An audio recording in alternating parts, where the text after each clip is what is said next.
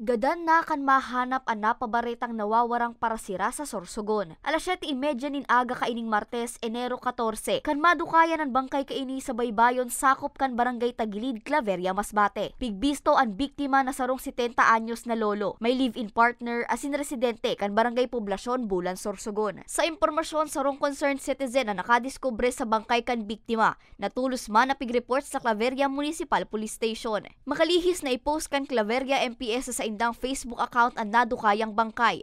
Alas 8:30 kan suminunod na aldaw, Enero 15, kan makaresbisindani na po na pikaklamar bilang kapamilya ang nakuwang biktima. Bali may doon sa pinost namin sa Facebook na panawagan, nandun yung physical description ng natagpuang patay doon sa may baybayin ng Barangay Tagilid. Tapos doon sa description, yung mga kamag-anak ng itong nawawala, itong natagpuan na patay ay pumunta mismo dito sa amin himpilang personal para i-inform kami na kamag-anak nila to.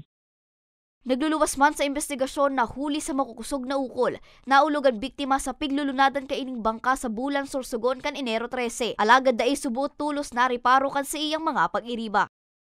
Bilang isang public information officer ng himpilan ng pulisya dito po sa bayan ng Claveria, nananawagan po ako sa aming mga mangingisda na kung siguraduhin na safety yung bangka, prepared yung sarili bago pumunta sa laot.